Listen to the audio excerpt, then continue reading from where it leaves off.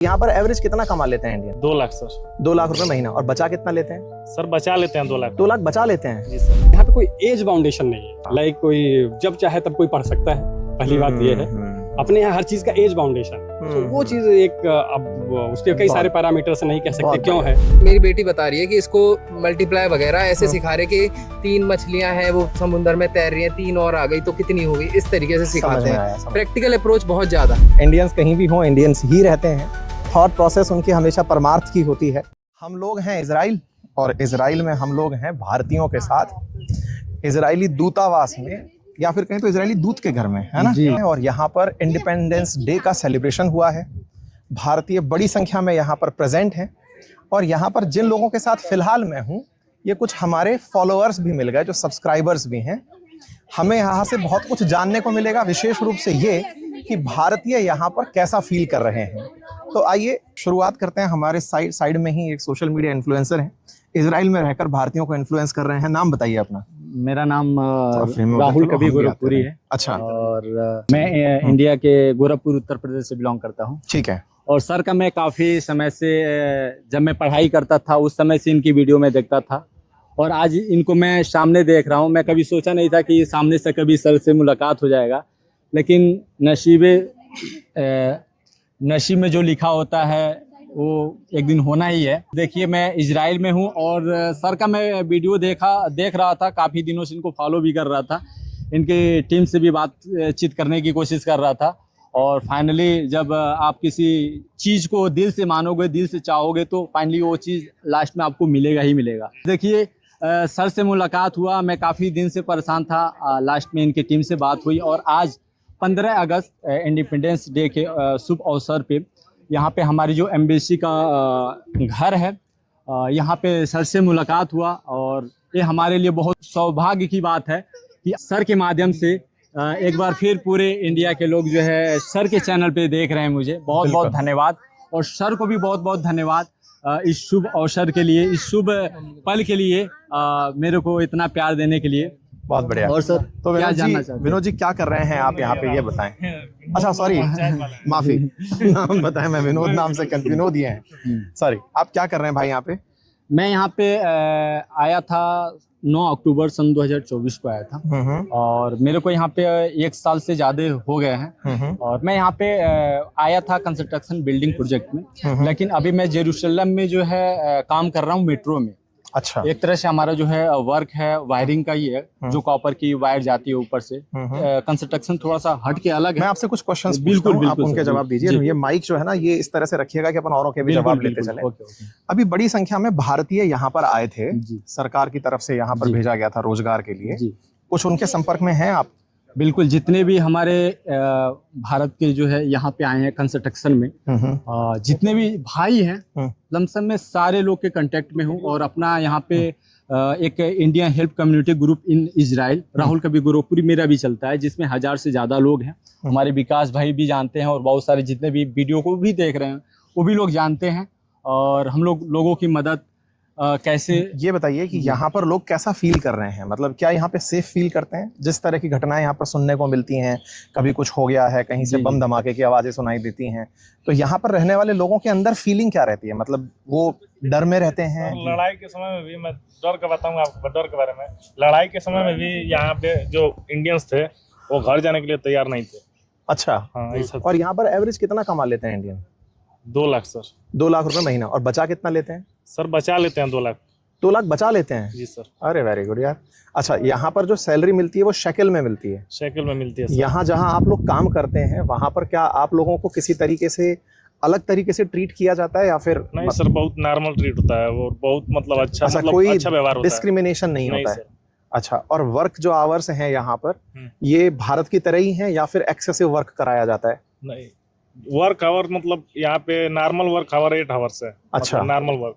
उसके बाद over time होता है 4 आवर्स का। अच्छा।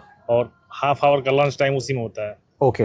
इस चीज को मैं थोड़ा सा क्लियर करना चाहूंगा। पहले जिस समय में हम लोग आए थे NADC से, नेशनल स्किल डेवलपमेंट कोऑपरेशन, तो उस समय में भारत सरकार से, जब तो यहाँ का जो हेल्पर का जो रेट था 32.31 था, लेकिन अभी इस समय जो है हमारा जो पर हावर जो है शिकिल चल रहा है 34.32 चल रहा है। अच्छा, पर आवर के हिसाब से जी, पेमेंट जी। होता है यहाँ। और जो जैसा ओह। कि हमारे एग्रीमेंट में भी लिखा था कि आप यहाँ पे 8 घंटे यानी पूरे महीने में 182 घंटे आप यहाँ पे काम कर सकते हैं। 182 घंटे का जो रेट है आपको अच्छा। 30.31 के रेट से मिलेगा।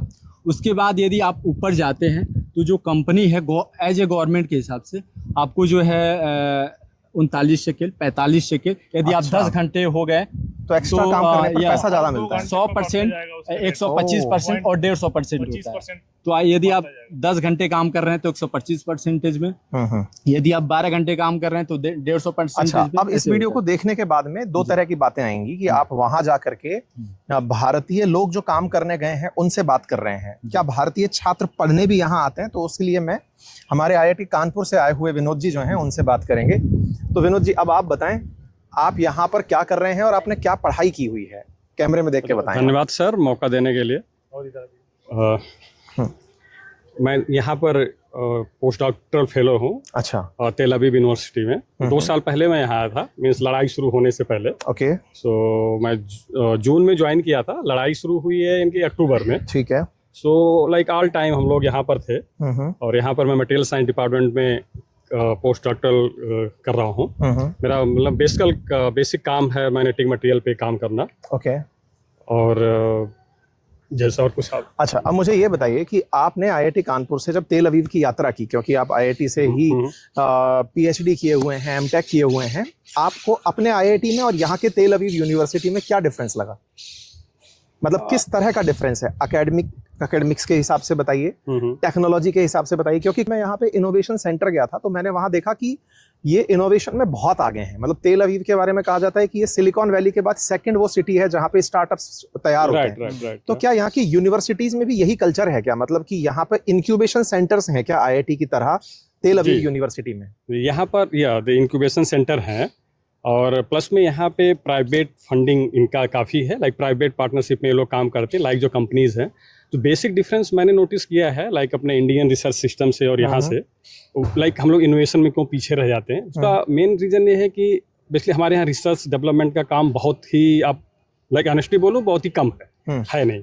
अपने यहाँ लाइक प्रेशर वाइज काम, लाइक प्रेशराइज करके काम होता है। प्रेशराइज मतलब लाइक सपोज कल को मैं जाके असिस्टेंट प्रोफेसर ज्वाइन करूंगा तो मुझे अपने प्रमोशन के लिए एटलीस्ट लाइक 4-5 साल के अंदर सपोज मुझे इतने पेपर पब्लिश करने हैं, इतने, तो जो हमको पब्लिकेशन का प्रेशर है ना, वो चीज़ हमको लगता है कि कुछ भी करके पब्लिश कर दो। यहाँ पर ये चीज़ें नहीं है। यहाँ पर आप बेसिकली देखेंगे जो अच्छे इंस्टीट्यूट है, लाइक यहाँ पे टॉप क्लास इंस्टीट्यूट है आपका वाइजमैन, टेक्नियन, तेल अवीव, ये सब लाइक रिसर्च में अच्छे हैं।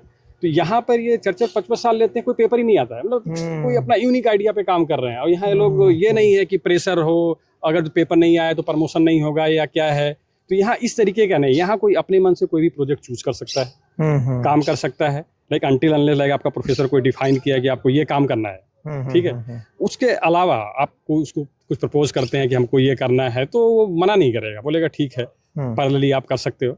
और वो लोग खुद का आइडिया देते रहते हैं। मतलब यहाँ के ये लोग नए आइडिया पे काम करते हैं। हम लोग क्या करते हैं, पुरानी चीज़ों में ही कुछ इधर उधर करके करते हैं। उसका रीजन है बहुत सारे पैरामीटर्स हैं। तो आपने यहाँ आकर के कुछ ऐसा सीखा कि मैं इंडिया जाकर के इसको अप्लाई करूं और मुझे वहां जाकर के देश के लिए कुछ करने का मौका मिले? जैसे मैं यहाँ आया तो मैं राजस्थान से बिलोंग करता हूँ और राजस्थान में रेगिस्तान अपने आप में एक बड़ी चुनौती है, डेजर्ट एक बड़ी चुनौती है। मेरा मकसद था कि मैं ड्रिप इरिगेशन यहाँ देख कर जाऊँ। हालांकि राजस्थान से पहले भी बहुत डेलीगेशन आ चुके हैं, लेकिन एक होता है कि चूंकि मुझे समाज ने जिम्मेदारी दी है कि मैं लोगों को ज्यादा बड़े स्केल पर बता पा रहा हूँ इन दिनों, तो मैं उन लोगों को बता पाऊँ कि मैंने कुछ ऐसा देखा है। ऐसे में आप लोग जब यहाँ देखते हैं तो क्या मन में ऐसा भाव आता है कि मैं इजराइल में ये चीज़ देख लिया हूँ, अब जाकर इसे इंडिया में अप्लाई करूंगा, ऐसी कोई फीलिंग आती है? जी, वो होता है। सबसे फर्स्ट पॉइंट तो यही कि कुछ कोई इंडिपेंडेंटली कुछ करना चाह रहा है। कोई मान लीजिए आप वहाँ पे फैकल्टी हैं, कोई स्टूडेंट कुछ प्रपोज कर रहा है, तो उसके साथ में मतलब कोऑर्डिनेट करिए, देखिए वो क्या कह रहा है, उसकी चीज़ें समझिए और उस हिसाब से मतलब उसको सपोर्ट करिए और अपने भी उस डायरेक्शन में काम करिए। तो पहली चीज़ तो ये है कि उसे अपना इंडिपेंडेंट आइडिया लेके जाके, लाइक बेसिकली सपोज हम अभी इंडिया में क्वांटम कंप्यूटिंग का भी काम सारी दुनिया मतलब हमसे सोचिए कि कई लेवल आगे है, हम क्यों पीछे, हम अपना इनोवेशन नहीं कर पाते। तो मेन चीज़ मेरा फोकस ये है कि जा करके कुछ क्वांटम मटेरियल्स डेवलप करना फॉर क्वांटम कंप्यूटिंग। और जो like the main hot topic this time like super conducting material, so वो आपका क्वांटम प्रधानमंत्री मोदी ने भी अपने भाषण में बताया है कि हम लोग सेमीकंडक्टर्स में काफी अच्छा काम करना शुरू कर चुके हैं इंडिया में। 4 इंडस्ट्री शुरू हो चुकी हैं, 6 पाइपलाइन में है। आज प्रधानमंत्री के भाषण में था। तो खैर मेजर टेक अवे लेते हुए आपकी बात से वो यही है कि इनोवेशन के अंदर भारत को आवश्यकता है यहाँ से कुछ सीखने की, कि ये लोग प्रेशर के बिना इनोवेशन कराते हैं, ताकि लोग जुगाड़ से इनोवेशन नहीं करते, रियलिटी में इनोवेशन और one more point I want to add, like ये यहाँ पे कोई एज बाउंडेशन नहीं है। अच्छा, लाइक कोई जब चाहे तब कोई पढ़ सकता है, पहली बात ये है। अपने यहाँ हर चीज का एज बाउंडेशन है, तो वो चीज एक अब उसके कई सारे पैरामीटर से नहीं कह सकते क्यों है, बहुत बढ़िया। लेकिन यहाँ पर ऐसा नहीं। तो एक जो कई सारे प्रेशर फैक्टर जो प्रेशर को कम करते हैं। सो लाइक मेरा मोटिव ये है कि कुछ ऐसा करना जो लाइक आपका basically quantum computing, quantum materials आजकल ये हॉट टॉपिक में है, और ये हमारे आने वाली सोसाइटी को काफी इन्फ्लुएंस करेंगे, आप देखिएगा आने वाले दिनों में। तो मैं नहीं है कि यहाँ से जाने के बाद वहाँ कुछ रिसर्च सेंटर स्टेब्लिश करना और जिसमें ऐसे मटेरियल्स डेवलप करना जो हमारे। हमारी आपको बहुत सारी शुभकामनाएं। आपसे भी परिचय लेते हैं, माइक अब इन्हें सौंपिए। आपका नाम बताइए और आप कहाँ के रहने वाले हैं मूलतः? सर मेरा नाम मनोज शुक्ला है, मैं दिल्ली का रहने वाला हूँ और मैं आपकी वीडियो देखता हूँ for information purpose. Thank you so much. और क्या कर रहे हैं आप यहाँ पे? मेरी वाइफ एम्बेसी ऑफ इंडिया में है। अरे क्या मैं उसी के साथ हूँ। अरे थैंक यू सो मच। ये मेरी बेटी है। अरे मेरा बच्चा। मैं एक बात ये कहना चाहूंगा, यहाँ पे ना एजुकेशन में बिल्कुल प्रेशर नहीं डाला जाता। हाँ। बच्चों को स्टार्टिंग से ही मतलब 5th-6th तक तो बिल्कुल पेपर होते ही नहीं। एग्जाम का कॉन्सेप्ट ही नहीं है। आप इनसे पूछो ना, रिद्धि स्कूल कैसा लगता है? कैमरे में देखो, स्कूल कैसा लगता है बताओ? स्कूल बड़ा अच्छा लगता है। अच्छा लगता है? खिलाते हैं आपको वहाँ पे? नहीं, मैं खुद खाता हूँ खाना तो। नहीं, खेल खिलाते हैं आपको? हाँ। अच्छा, कौन सा खेल पसंद है आपको? अलग अलग से झूले होते हैं, उस पर खेलता हूँ। अरे मेरा बच्चा। बहुत बढ़िया। सर जैसे कि इन्होंने बताया, यहाँ पे स्कूलों में फर्स्ट क्लास से ही बिल्कुल प्रेशर नहीं रखते और प्रैक्टिकल अप्रोच रखते हैं। मेरी बेटी बता रही है कि इसको मल्टीप्लाई वगैरह ऐसे सिखा रहे कि 3 मछलियां हैं वो समुद्र में तैर रही हैं, 3 और आ गई तो कितनी हो गई, इस तरीके से सिखाते हैं। प्रैक्टिकल अप्रोच बहुत ज्यादा है। बहुत बढ़िया, ये बहुत अच्छा।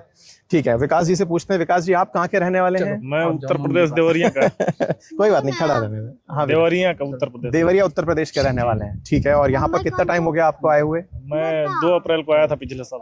ठीक है, क्या कहना चाहोगे यहाँ पर जो लोग हैं उन सबको जो आपको देखने वाले हैं बाहर उस तरफ? मैं उनसे यही कहना चाहूंगा जो यहाँ पे हैं वो अपना पूरा 5 साल यहाँ बिताएं और फिर घर जाके कोई अच्छा स्टार्टअप करें। अरे क्या बात। चलिए, बहुत सारी शुभकामनाएं आपको। इन्हें अब हो गया हमारी, आप भी फटाफट बता दीजिए कहाँ से, ताकि गांव वाले देखें आपको। मैं सिद्धार्थनगर डिस्ट्रिक्ट उत्तर प्रदेश से हूँ। क्या बात। और करंटली रांची में रहता हूँ। ठीक है। सो लाइक घर हमारा सिद्धार्थनगर में है, रहता रांची में हूँ, तो आना जाना लगा रहता है। ढूंढ लीजिएगा, लड़का एलिजिबल बैचलर है। चलिए ठीक है, आप भी बता दीजिए, फिर हम इसको रोकते हैं। मैं राहुल कवि गोरखपुरी, गोरखपुर उत्तर प्रदेश से हूँ। और सर्वप्रथम मैं एक हिंदुस्तानी हूँ यहाँ पे, और मेरा बस एक ही मकसद और एक ही प्यारा मैसेज है अपने इंडिया के लोगों को।